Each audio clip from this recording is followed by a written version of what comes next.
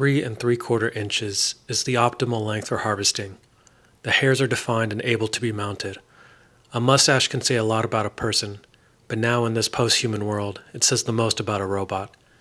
Humans have relinquished control of the earth to a superior robot intellect, and while many thought humanity would end with a bang, the reality is a whimper. A slow decline in the periphery of robot metropolises, a regression of human society has returned us back to a tribal people. Living in hovels with our large families, this is where I was taken. I was captured because of my facial hair. Hunted like animals for our pelts, robots capture and harvest mustaches for their pleasure. My captor is undoubtedly an administrative model. Working closely with other models, a strong handlebar mustache informs others of its upper middle class status. Robot social economics are confusing at best, but one thing is clear: facial hair is highly coveted. It was the reason I was captured and separated from my wife and kids, and it's the only reason I've been kept alive despite my escape attempts. It's been at least 8 months since my imprisonment, and in that time, I've had my facial hair harvested 3 times. Each time the same event unfolds. A long, slender arm of the admin bot reaches into my cage to secure my head. I resist. Its LCD screen face flashes calming images, and corrective violence is administered. Once its cold articulating hand clamps my head, a corrosive wax is applied to the mustache. It hardens the hairs together while simultaneously dissolving the follicles, allowing for a mostly painless but fully preserved mustache to be removed. The violation is unsettling and enraging.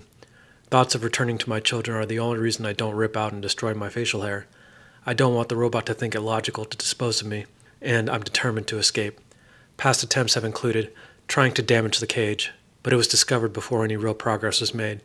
3 months ago, I faked an illness in hopes the cage would be opened, but all medication was dispensed through the bars of the cage. The bars and design of the cage is simple, but durable. There's no clear door. The cage walls are bolted to the floors and walls. Surely it was meant to be permanently sealed. A small hole in the floor for waste collection is the only consideration for my biology. No chairs or bed, and the roof of the cage is not tall enough to stand in. I have no hope in overwhelming it. It's stronger, faster, and can process at incredible speeds. What hope do I have? I'm helpless. The only leverage I have is the hair I grow for it. But I fear what will happen if I damage or delay the bot from its adornment. It's going to come any day now to harvest my stash. This seems like this should be an opportunity for something, some kind of action. There has to be something I'm missing. Think. Without noise, the door opens and the metal master enters. The quiet whirl of actuators and motors becomes deafening in the still room. The air thickens. Think. Do something. Notice something. Find a weakness. The admin bot's slender arm reaches in the cage. No, not again. Covering the mustache with my hands, I see the glowing LCD flash images of puppies, rabbits, fields, clouds, and I know what's coming next. A pain screams in my wrist as both are grabbed in a single grip of the robot's arms. I'm slammed into the side of the cage hard. My head rattles, but no blood. The second hand of the automaton reaches for my face. A hot tube emerges from the port in its hand, and the recognizable burn of hot wax fills my mustache. I could feel it cooling and hardening. The chemical smell of melting hair follicles fill my nose. Stinging my throat, I crackle a dry plea. Please, set me free. The wax cools and the metallic hand lifts the mustache off my face. It separates easily and in one piece. The process is finished. The robot releases my hands. Standing, it attaches the mustache to its LCD face. I find the strength to cry out again. Please, I have to get back to my family. Please, you have the hair. Won't you let me go? The blank expression gave nothing, but the slender body of the admin bot paused. A click of a speaker and an artificial voice chimed in a customer service voice. When your hair turns gray, I will release you.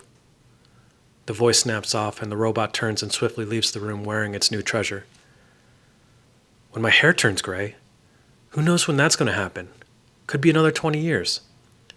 Thoughts of my children fill my head. They'll be grown, and I'll miss everything. I can't wait that long. I have to keep trying. I know I have some time before the next harvest. Is there anything I can do to grow gray now? Think. At the very least, I know all this stress will age me sooner, but I need to color it somehow.